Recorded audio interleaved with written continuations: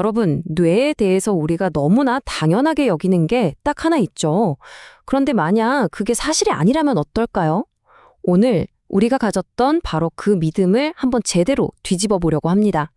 우리 마음이 어떻게 작동하는지에 대한 생각 자체를 완전히 바꿔놓을 아주 흥미로운 새 이론 속으로 같이 들어가 보시죠. 자, 한번 스스로에게 물어보세요. 너희가 하는 가장 중요한 일이 대체 뭘까요? 아마 한 10초만 생각해도 대부분 비슷한 답을 떠올리실걸요? 네, 바로 이런 것들이겠죠. 생각하고 감정을 느끼고 또 세상을 보고 듣고 하는 것. 대부분의 사람들, 심지어는 많은 과학자들까지도 이게 바로 뇌의 핵심 임무라고 이야기할 거예요. 그런데 말이죠. 만약 이게 뇌가 존재하는 진짜 이유가 아니라면요? 오늘 이야기의 핵심이 바로 이 문장에 담겨 있습니다. 뇌가 주로 생각하려고 존재한다는 이 흔한 생각이 사실은 큰 오해일 수 있다는 거죠. 자, 그럼 뇌는 생각하는 기관이 아니라면 대체 뭘 하는 걸까요? 그 정답이 바로 이겁니다. 뇌는 생각하는 기계라기보다는 우리 몸 전체를 총괄하는 아주 똑똑한 예측 관리자에 가깝다는 거예요. 이걸 제대로 이해하려면 말이죠. 항상성과 알로스타시스라는 두 개념의 차이를 알아야 해요. 여기 슬라이드를 보시면 딱 감이 오실 텐데요. 항상성은 좀 수동적인 온도 조절기 같아요. 방이 추워지면 그제야 춥네 하면서 히터를 켜는 식이죠. 반면에 알로스타시스는 정말 영리한 스마트홈 시스템입니다. 여러분이 퇴근해서 집에 도착할 시간을 미리 예측해서 문을 열 때쯤이면 집안을 따뜻하게 만들어 놓는 거죠. 핵심은 바로 예측입니다. 아주 간단히 말해서 알로스타시스는 우리 몸의 에너지 예산을 미리미리 예측해서 관리하는 시스템이에요. 그러니까 뇌의 가장 주요한 임무는 곧 에너지가 필요하겠는데? 하고 한 발 앞서 알아차는 거죠. 그래서 몸이 실제로 배고파, 에너지 주어! 라고 소리치기 전에 미리 대비를 마치는 겁니다. 근데 이게 그냥 그럴듯한 비유가 아니에요. 진짜 놀라운 건 우리 뇌의 실제 구조, 그 설계도 자체가 이 알로스타시스를 최우선으로 하도록 만들어졌다는 사실입니다.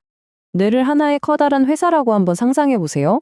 이 슬라이드에 나온 것처럼 뇌의 가장 깊숙한 곳에 있는 핵심부는 CEO 같은 역할을 해요. 에너지를 확보해라 또는 안전하게 있어라 같은 크고 추상적인 목표를 딱 던져주죠. 그러면 뇌 바깥쪽에 있는 감각 영역, 그러니까 최전선에 있는 부서들이 외부 세계에서 들어오는 복잡한 정보들을 처리하면서 이 목표를 실행에 옮기는 겁니다. 이 둘은 정말 쉴 틈 없이 소통하는데요.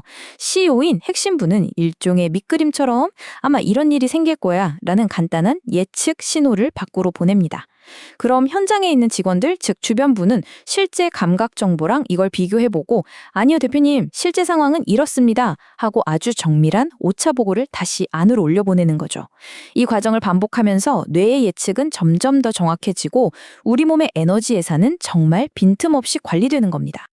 자, 이 알로스타시스라는 새로운 안경을 쓰고 우리가 매일 겪는 것들을 다시 들여다보면 이게 정말 흥미롭습니다. 예를 들면 스트레스 같은 거요. 이 관점에서 보면 스트레스는 그냥 무조건 나쁜 게 아니에요. 오히려 뇌가 곧 큰일이 닥칠 것 같아, 에너지 비상사태! 라고 예측하고 심장 박동을 높이는 것처럼 몸을 전투 준비 상태로 바꾸는 거죠. 아주 자연스러운 우리 몸의 준비 과정일 뿐이라는 겁니다. 그럼 우리가 흔히 말하는 스트레스 받아 하는 그 불쾌한 느낌은 언제 생기는 걸까요? 바로 뇌의 예측이 현실과 어긋날 때입니다. 뇌는 전쟁이라도 난 것처럼 온몸에 비상 경보를 울렸는데 막상 닥쳐보니 아무 일도 없었던 거죠. 이 어긋남에서 오는 불편한 느낌, 바로 그게 우리가 경험하는 스트레스의 정체인 겁니다. 예측 시스템에 과부하가 걸린 상태라고 할 수 있죠. 이 관점은 단순히 스트레스를 넘어서 알츠하이머처럼 정말 끔찍한 신경질환을 이해하는 데까지 아주 놀라운 실마리를 던져줍니다. 굉장히 도발적인 질문이죠.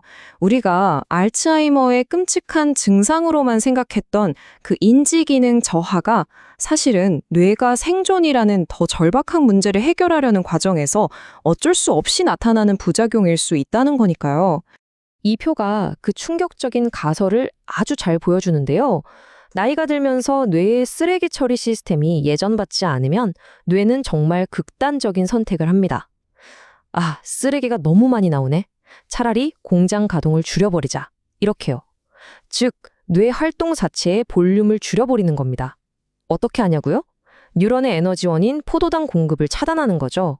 그 결과 생전에 필수적인 몸의 균형은 어떻게든 유지되지만 그 대가로 뉴런들은 굶주리게 되고 결국 우리의 소중한 기억과 생각이 사라지는 비극이 시작될 수 있다는 겁니다. 이게 바로 알로스타시스 관점이 우리에게 던지는 가장 심오하면서도 어쩌면 좀 서늘한 메시지입니다. 뇌의 최우선 순위는 나를 나답게 만드는 생각이나 기억을 지키는 게 아니라는 거죠. 어떤 대가를 치르더라도 이 몸, 이 유기체를 살아남게 하는 것. 그게 뇌의 궁극적인 목표입니다. 결국 이 모든 이야기는 우리가 뇌에 대해서 던져왔던 질문 자체를 이제는 좀 바꿔야 한다는 메시지를 주고 있습니다. 그러니까 이 관점의 핵심은요, 이게 단순히 흥미로운 이론에서 그치지 않는다는 겁니다. 알츠하이머 같은 질병을 치료할 때 기억력 저하라는 증상만 쫓는 게 아니라 그 근본 원인일 수 있는 몸 전체의 에너지 예산 관리 시스템의 붕괴를 먼저 들여다봐야 한다는 완전히 새로운 길을 제시하고 있는 거죠. 마지막으로 이 질문을 한번 드려보고 싶습니다.